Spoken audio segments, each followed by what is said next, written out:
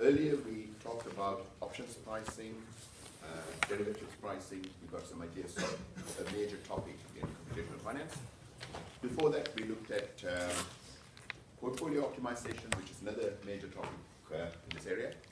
Time series analysis is another huge topic, and we will only touch the very surface of this.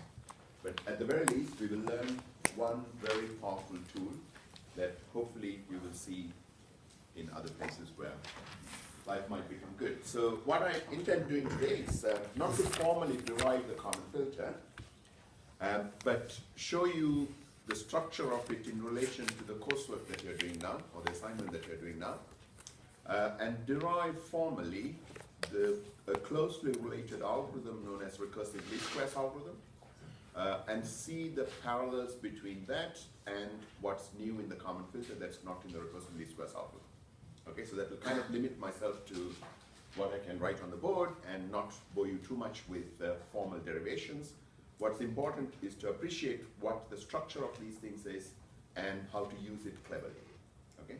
Part of what you're doing the assignment is to use this very cleverly in trying to model a time series as an autoregressive process, calculate the residual, and then try to explain that residual using other information that might be available. So that's the neat structure of what we're going to do. Have you all found the data that's used in Mettler's paper? Or you have not started with it? Or sorry? Last year, or no, 2 years ago, that data was available in the site where it mentions this data is available. I have not checked it before giving it to you this time. I knew that the website existed, but I didn't specifically download the data. Has anyone actually downloaded the data? And you have? Yeah, the monthly indice stock index is available in Yahoo Finance.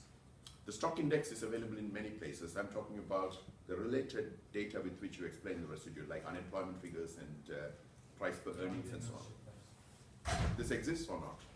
It does? Okay, so if it exists for one person, then it will exist for all others. That's proved. So I'm confident. I'm confident now. Okay, so what the framework of this, the common filter framework starts with state-space model, and I'm going to write exactly what I wrote before and say exactly what I said last week, but this is the last time I'll say it, okay? So state-space model, we write the simplest form as a random walk. Of course, it can be more complicated. It can be a nonlinear function. This can have a linear function by multiplying by a matrix, and this noise need not be Gaussian. Yeah? So we work with the simplest model, and if we understand the simplest model, then we can go beyond this very easily. And if you have done the signals and systems MSc, where are those people? They have decided to keep away because. And the observation that I make from this is again a linear function of the inputs plus some disturbing noise. Okay. Just for convenience, I'm formulating not only for convenience but also for relevance to this coursework. I'm formulating the observation as a scalar and the underlying dynamics as a vector. Okay?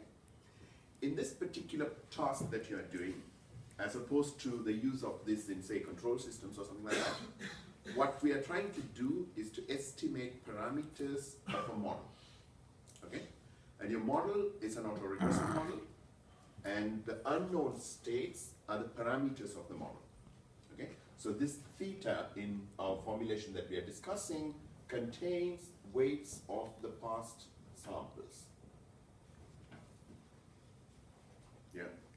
And the x in this formulation contains xn minus 1, sorry, not xn minus 1, but yn minus 1.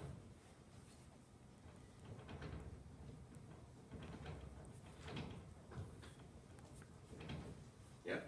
So if I'm trying to build a third order autoregressive model, then I'm saying at every point in time, the input coming into my system is the past samples that I have observed, and the state of the system is the unknown parameters, and how is this going to evolve? Okay? So if your time series is exactly coming from an autoregressive process, it's a regression on itself, then what you expect out of this estimation process is the following. That a long time, you know exactly what these values are, because we have said that this is coming from an autoregressive process. So the true value of A1 is here, A2 is here, A3 is here. Yeah. And this theta, which contains the unknowns, would start from some random guess, because initially you do not know what it is. And each one of them will kind of converge and jitter around this.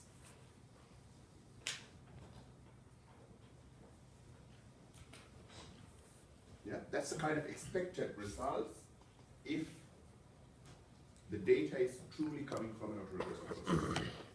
Okay. What's more, it's autoregressive process, and we also know precisely the order of this. Okay. If it's a third order autoregressive process, and I'm trying to fit the third order model, that's the best results I can have. Is that kind of clear? There is the truth, underlying truth is a constant, and we are trying to track this recursively by observing y and estimating theta, and that's what I would expect to see. With me? Okay. In this formulation, if this is applied to something like control systems, people have ways of estimating what these error variances, these noise processes are. Yeah? So you might have alternate instruments that measure for you how the dynamics changes, how the dynamics is disturbed. If you're observing with an instrument, the manufacturer might tell you what the noise level in that instrument is. The manufacturer might tell you the noise, my instrument will measure with a certain tolerance. Yeah, so you can model this precisely. In this kind of a setting, we don't know this. Okay? The paper tells you there is a complex way in which you can actually estimate the variances of these. And in the coursework handout, I have given you a shortcut to this. What we will do is, because we know we are modeling an autoregressive process, let's take some of this data, try and fit an autoregressive model inside this, compute the residual variance, and use that to set this variance. So this one's variance is R, this one's variance is Q. Okay. So what I like you to play with, once you have that, is what would the effect of setting this Q be in estimating this? Yeah? So you could, for example, set Q to some alpha times I. If you have third order system, so it's 1, 1, 1, 0, 0, 0, 0, 0. And change alpha between like 0.1, 1.0, 10.0, and see what the effect of this convergence is.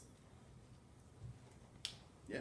So what I want you to appreciate is that these are not, these are tools that need to be tuned. Yeah? In the hands of a clever person, experienced person who can tune them, you can get common filter type models to work really well.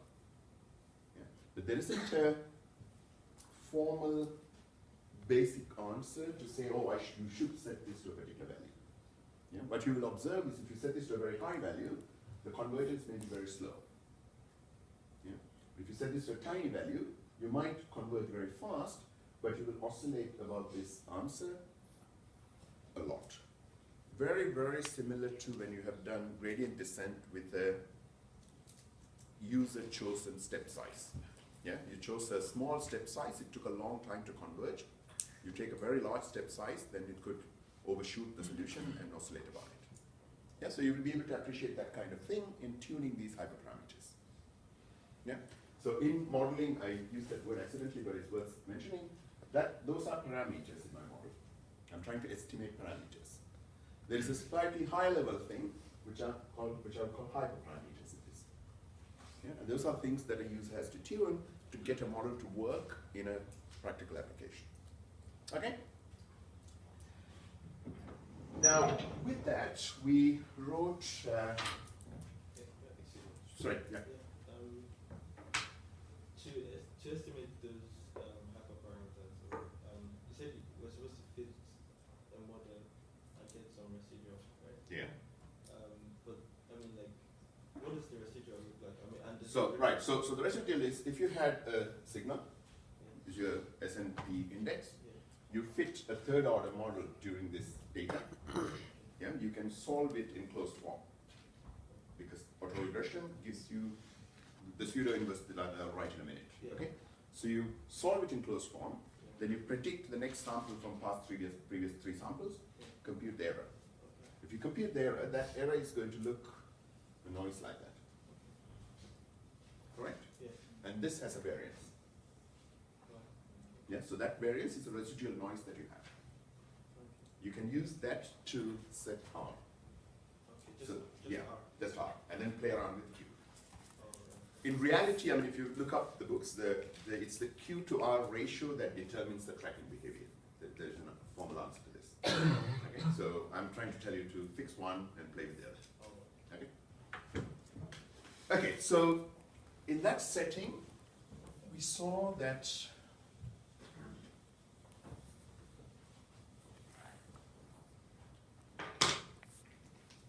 our common filter had equations of the following form, that your guess of, your prediction of what theta is going to be at time n, using all the data up to time n minus 1, the best you can do is just to copy the past for that particular state space. With me? You can't do any better than that. Because you know it's random walk, your expected value of where you will be next, on average, would be where you are now. Yeah? And we said we are also going to propagate a covariance matrix on this, an error covariance matrix, how certain we are about what we are estimating. And that's the best you can do for Gaussian noise added is what you had before, plus the covariance of this noise. So two Gaussian random variables added, the variance is added. And that works in multi-dimensions as well. Okay? Once you have this prediction, then we said you can compute the error at the nth data point by the difference between what you observe at the output at n and what your model predicts. So the difference between this one and theta n given n minus 1 transpose xn. Yeah, with me? So I have predicted what this state is going to be. Along comes this new data. My predicted model would make a prediction of the output, and the difference between the output and this is the error that I have. With me? So we wrote this last week. So from this now comes a term called the common gain, which has this term and the input term normalized by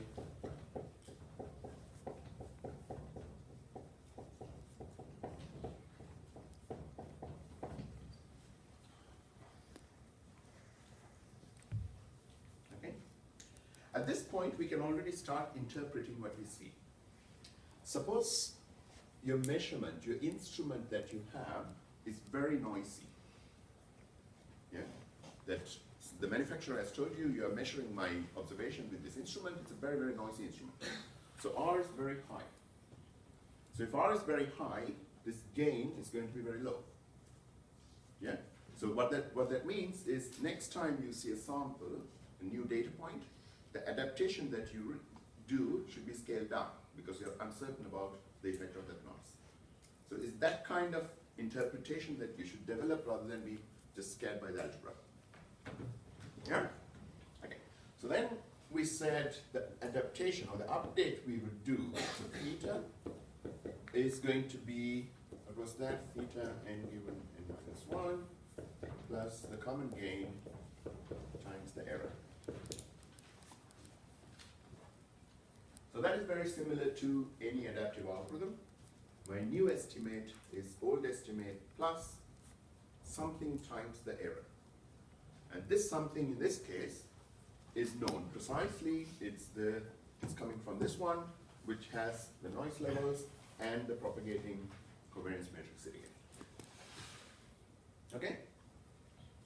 And then of course we finished this by saying that the error covariance can also be updated, which is I minus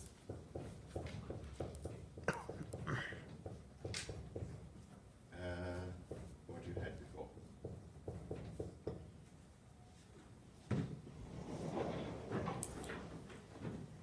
Okay, so that's the set of common filter equations.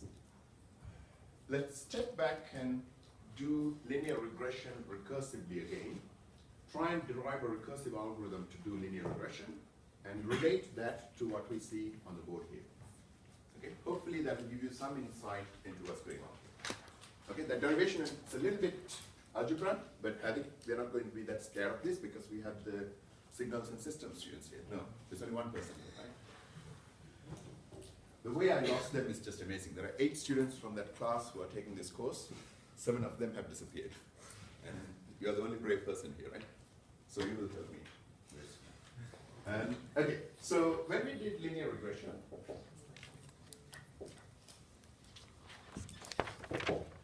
we said if a vector xn is to produce yn, and we are going to train up this model. What we have is a matrix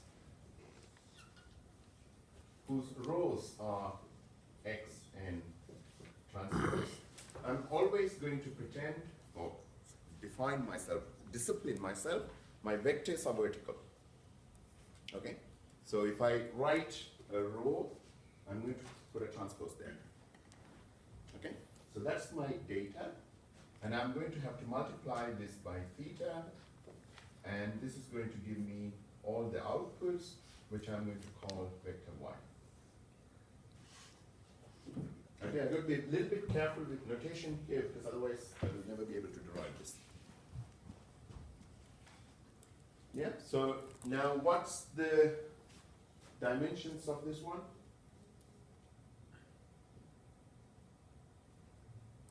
How many future vectors? However many unknowns you have, right? So if I'm doing a third order time series, if I say any data point is a linear combination of the past 3 samples, then it's 3. Yeah? How big is this? So this is the total number of data you have. So it's a window size. Yeah? So window size minus 3, say. Okay? So you have 100 data points in your time series. You're going from the 4th one to the 100th one. Your 4th one is a linear combination of the first 3. 5th one is a linear combination of 2, 3, and 4. Sliding like that. Okay? At every point we're looking at, you pull out the past values, the current value. The past values, the current value. Yeah? And you're going to solve this regression problem. With me? And how do we solve this? We know that there is a closed form solution to minimize this error. My theta hat is going to be, I'll call this big matrix X, X transpose X inverse, X transpose Y. So that's my solution to the linear regression. This much we kind of know, all of us. Yeah? So what am I going to do now?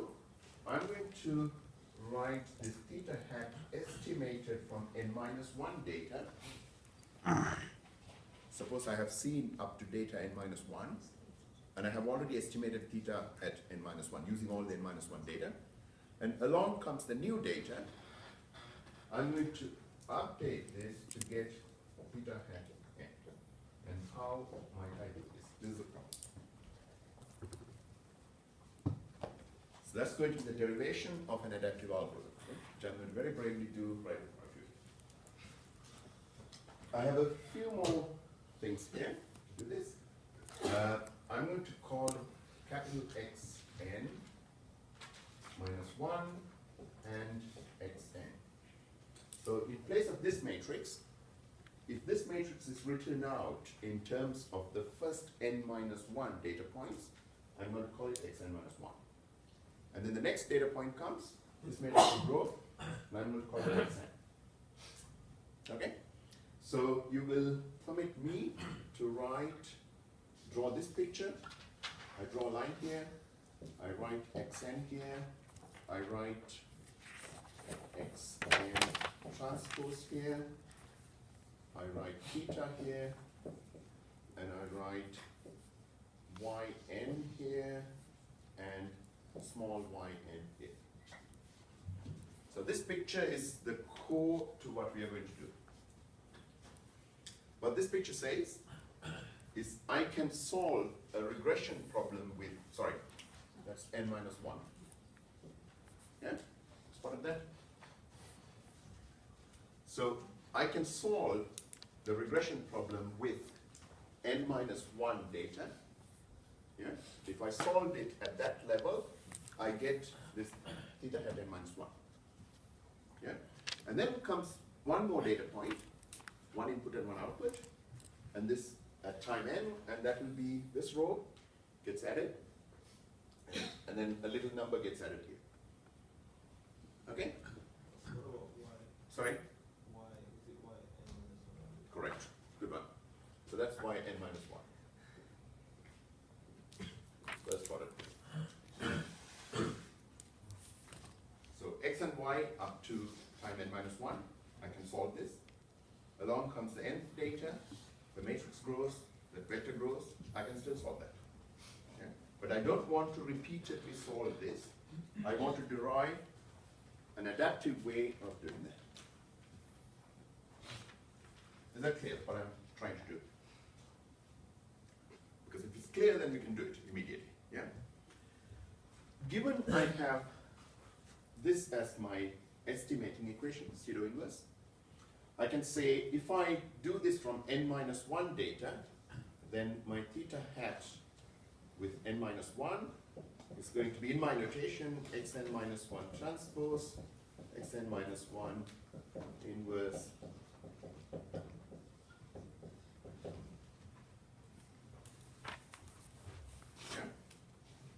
this much I can do. So just to make my life a little bit easy in writing, I'm going to call this much r n minus 1 inverse. This x transpose x, I'm going to call it r. Okay? So now, my estimate using all the data up to time n, I'm ready to write. This is going to be Rn inverse xn transpose vector yn.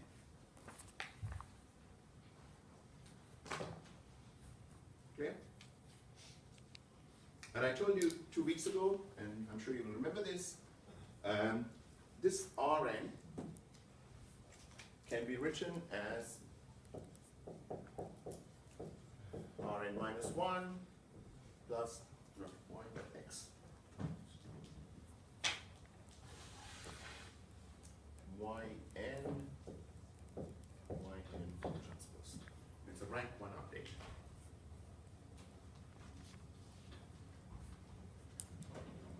That should be clear to you, because just drawing the pictures of these matrices, if I write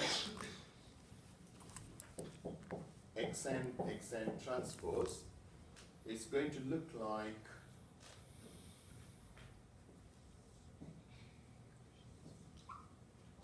sorry, it's x transpose x rather than x transpose.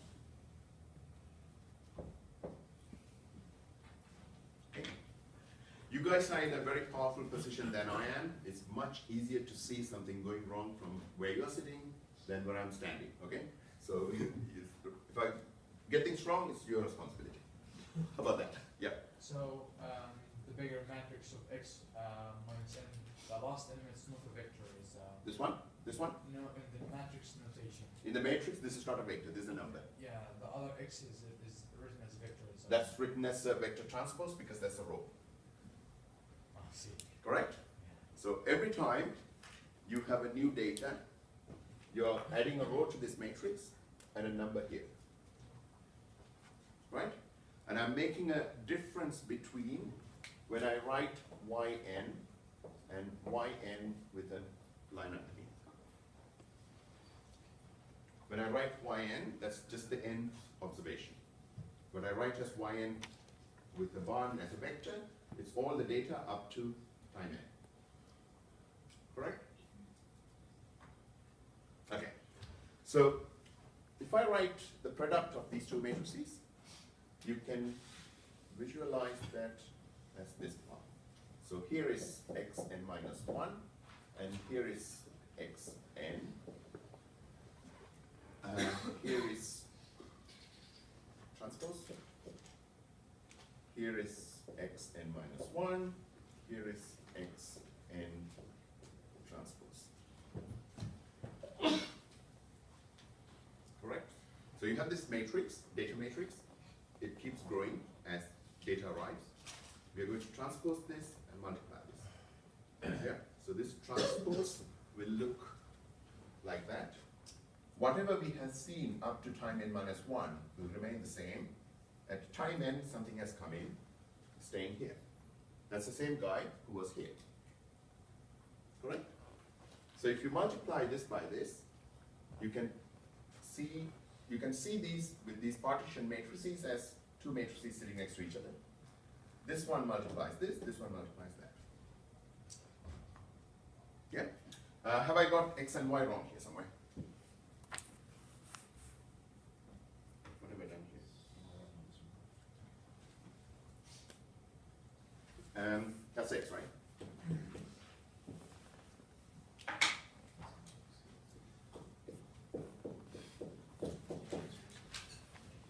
Because x is what's going in, y is coming out.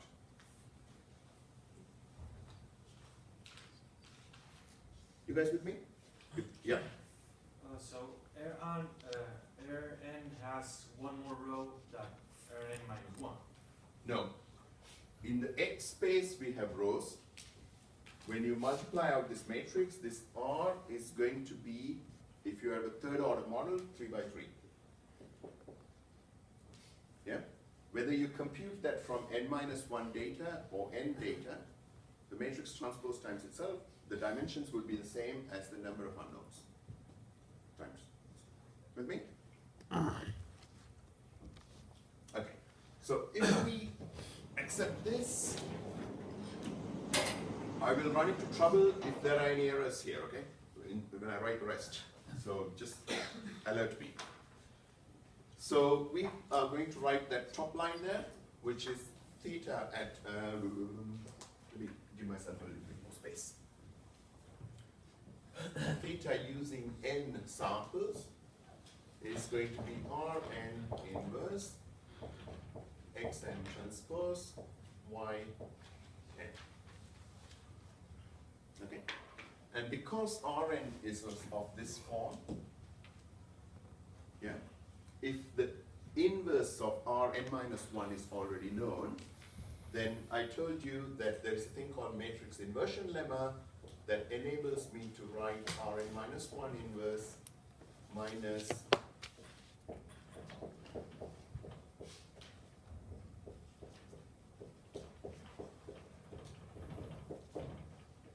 over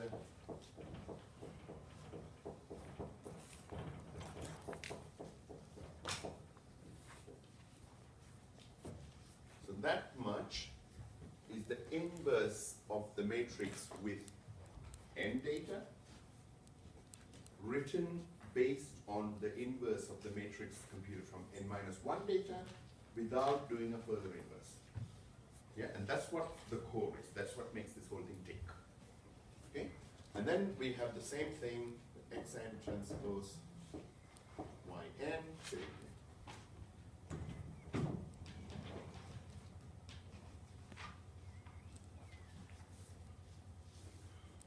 Okay?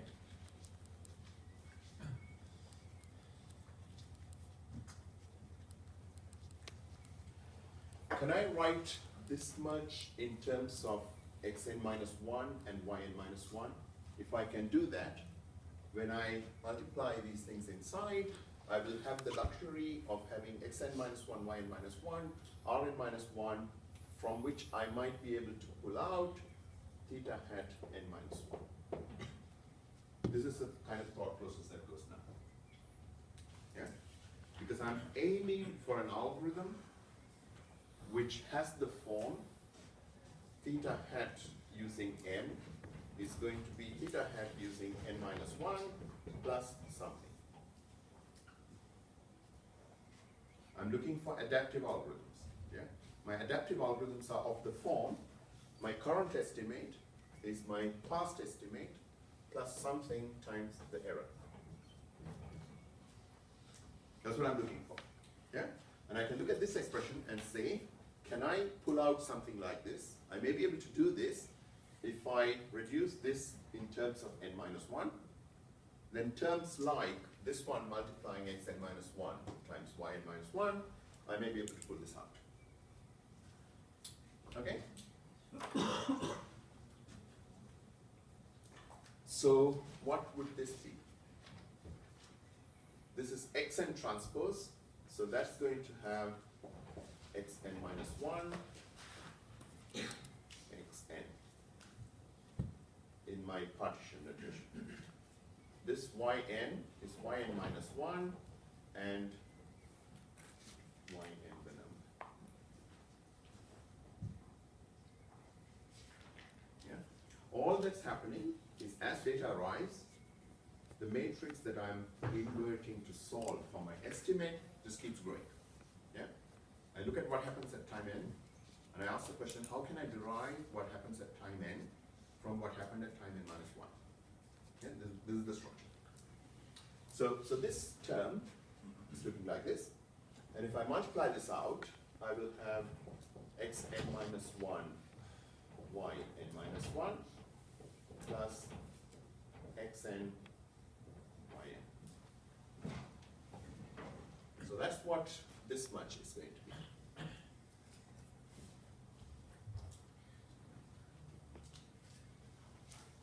Okay? Are you brave enough now to multiply this out? Yeah? How many terms will we have? We have 2 terms here. We have 2 terms here. So let me block this in like this. Go there. So if I start multiplying this out, I need this guy multiplying this term. There's something I have missed and you guys did not pick up. What's that? Very small typos are dangerous here. I can't call it typo. So that's xn transpose, yeah, which is what I'm partitioning like this. So this would be a transpose here.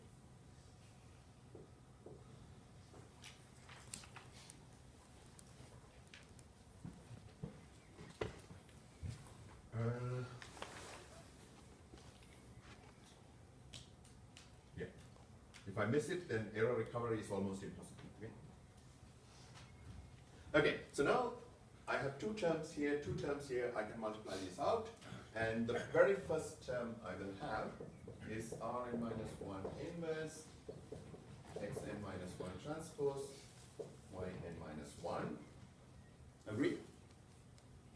The second term I will have is minus this term multiplied, okay, so I've multiplied that by that, I can do that by that, Rn minus 1 inverse, vector xn, yn, so that has multiplied this one. Now the next, I don't have a minus, it's a plus. Then this one multiplying that, so that's going to be a minus, some big expression which I'm lazy to write, divide by 1 plus xn transpose Rn minus 1 inverse xn. Okay? So that thing stays here, normalized by this. That multiplies this one.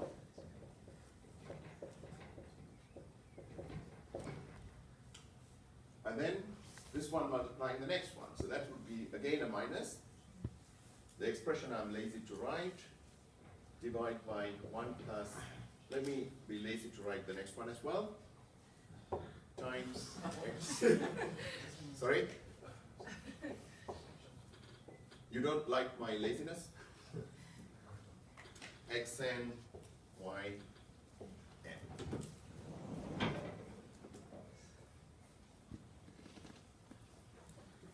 Is that crazy? Make sense? No?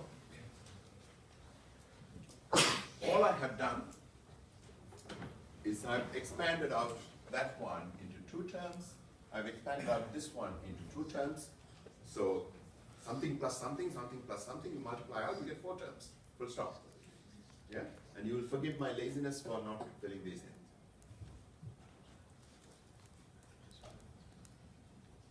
Okay? So I'm going to demonstrate even more laziness? It's horrible to write these things.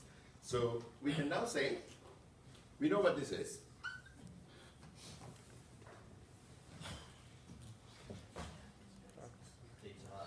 Yeah.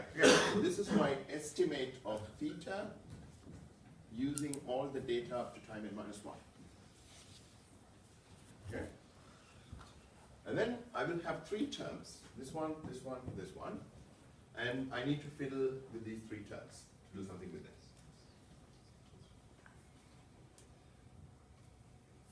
Yeah. This guy is sitting like this. These 2 have denominator terms. 1 plus x transpose r inverse x, 1 plus x transpose r inverse x. Yeah. So what will we do? We will multiply this by that and try to subtract this and that normalized by this. Yeah? So that's the way we would simplify this. So we would say plus. What's the best way to do this? We'll have to do end that right as well. So we will call this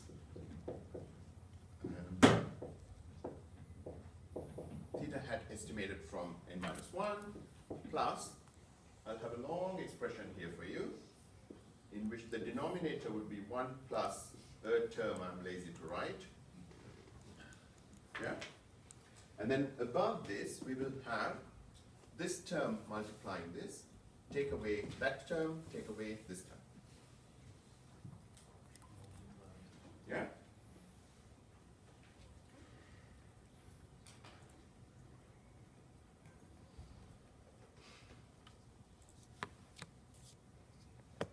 You with me?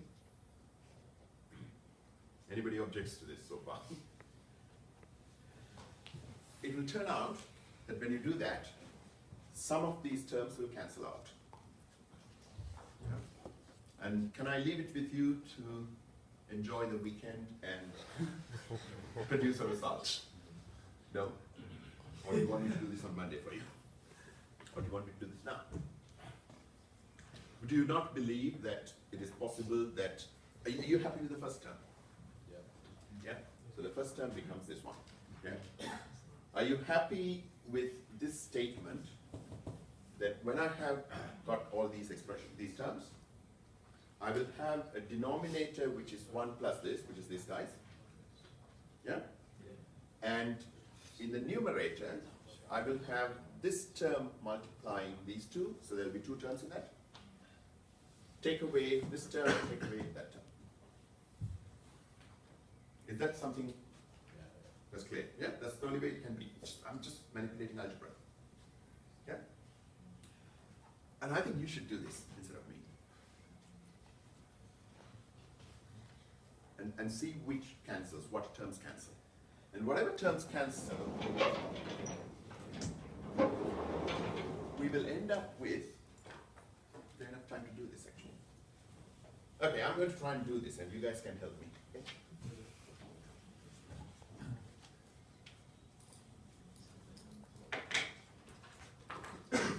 So, what are these terms? So we have at 1 equals theta n minus 1 hat plus, let's say we write 1 over 1 plus x n transpose inverse xn, which is this bit, times, let's start simplifying, okay? So 1 plus this multiplying that will give me 1 multiplying that will give me r n minus 1 inverse xn yn plus r n minus 1 inverse xn yn multiplying xn transpose r n minus 1 inverse xn. Yeah, those would be the first 2 terms there. Take away that term in the box, take away that term in the box, right? So what's that term in the box? It's going to be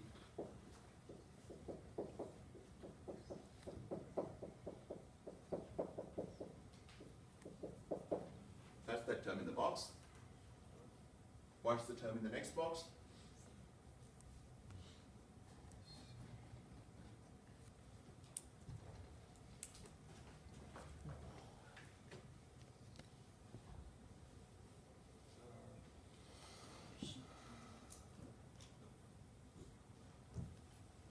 So this is the thing, when I became lazy to write, I forgot what I was lazy to write. It's the same thing, isn't it? Yeah. It's the same. Yeah?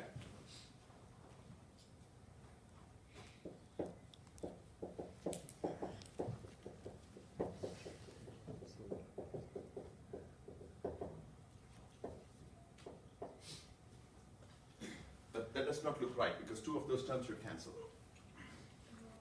You're missing what you multiplied them by. Yeah, multiple.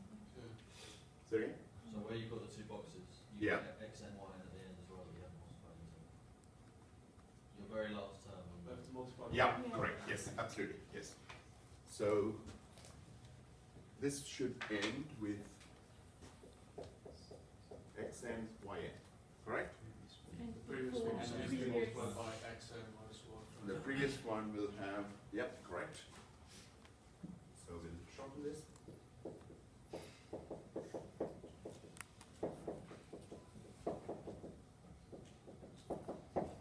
Times.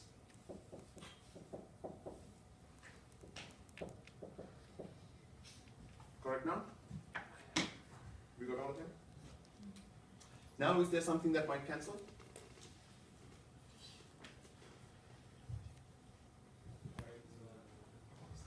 Doesn't this guy look the same as this guy?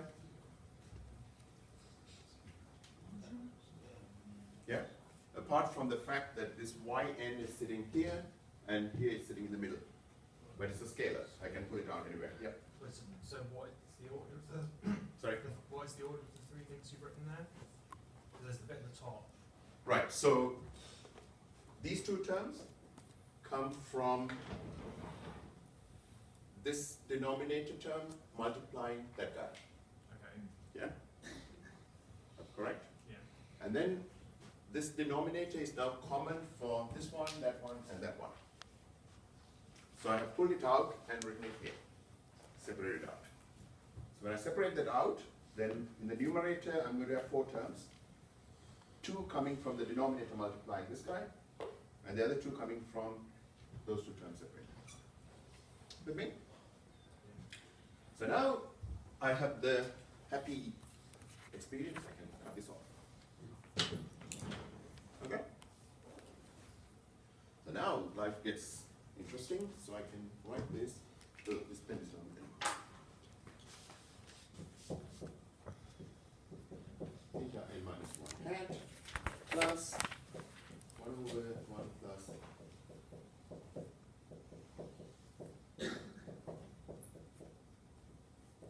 n times this, take away this. Can we interpret this in any way? Over here, that much, we know what that is. Yeah, that's the estimate of the parameters from your previous estimate, yeah? Previous data. So that's going to be my theta hat and n minus 1. Yeah? And that thing is multiplying here the input. Yeah? So I can take this much and call that my prediction of y at time n. Yeah? Because I had estimate the parameters from n minus 1 samples. Along comes the nth input. If I take a scalar product with that, it's a prediction that I'm making. Yeah? And if I compare that one with this one, there are, these two guys are common, correct? There is a yn and there's a y hat n. Yeah? So I'm entitled to write here Rn minus 1 inverse xn times the error at time n.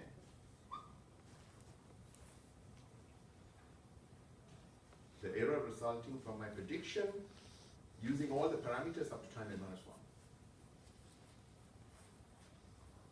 With me? So now I have an algorithm. My algorithm is, which I can code up, theta n minus 1 plus r n minus 1 inverse xn divided by 1 plus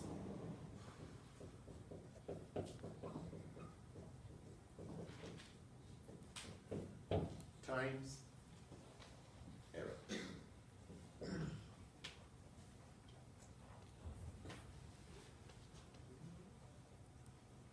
Yeah, so this is my adaptive algorithm, which I can program. It's known as the recursive least squares algorithm. And it has this structure that the new estimate becomes your old estimate plus some gain term times error.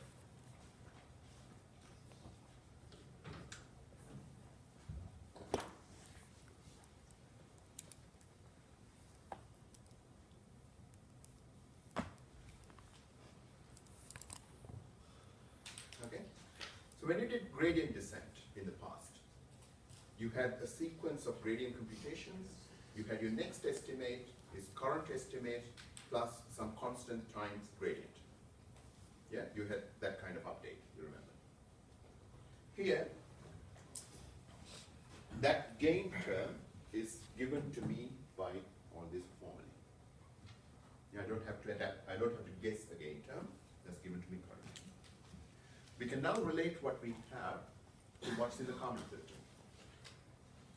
Look at the common filter equations that you're going to implement, these ones. Okay? So this has the update at time n, depends on the past plus some gain times error. Yeah?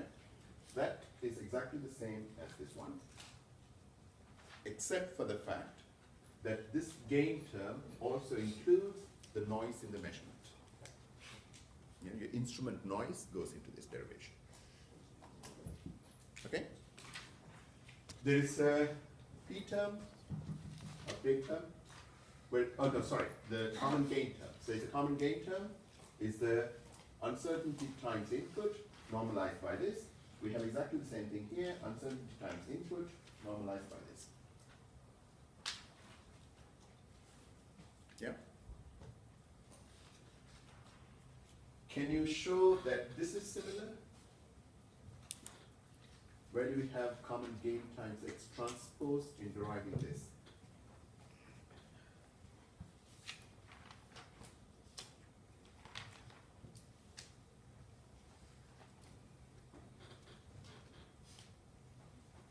So this update of Pn from Pn minus 1 is actually something we have already seen here. So this is my inverse at time n of the matrix is inverse at time n minus 1 minus this term, okay? So if you pull this Rn minus 1 out, I can write this as I minus, I can't write it with my finger. So this one I can write as I minus something times R minus Y inverse. Yeah? And this something you can see is this guy.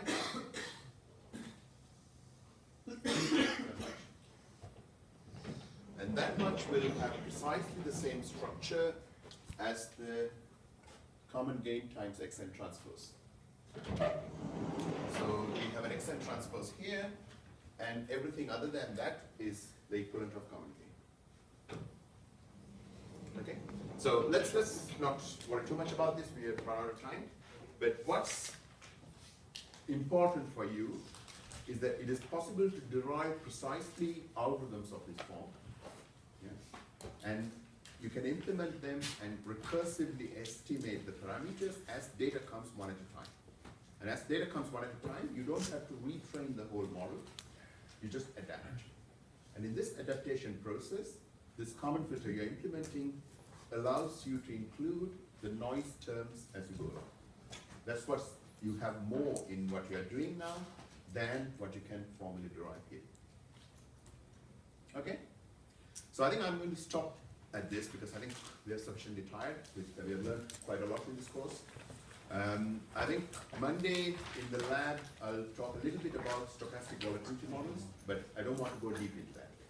Yeah, we have done portfolio optimization, we have done options pricing, we have done some cool bits of time series analysis. But all these three topics are enormous. In each one, you have huge amounts of literature, but I'm hoping that you have got at least some of the basic ideas you can build on. Okay? Yep. The features in X of n, Yeah. as big metrics, are the data we are then looking at, the oil price. No. So the way we are deriving this here is just univariate time series. What's going into X in this particular thing is the past values. Yeah? But the coursework goes one step above that. You're using past values to predict the next one, using this framework to calculate your error. That error is a noisy signal. That noisy signal should contain at least some information that's coming from other parts of the financial system. Yeah? And those other parts of the financial system are what you had as unemployment rate and whatever, price to earnings ratio and so on. Yeah? So how much of that can you explain with what you can find in other parts of the system is the challenge in the coursework. So, just one question. Yeah? Can you explain the columns and rows of the X again, please? This one? Yeah. So in this one, the X rows are the past values going into your system. And the theta are the unknown parameters. The past values, dot product with the theta is your prediction. Okay? We can look at it closer on Monday.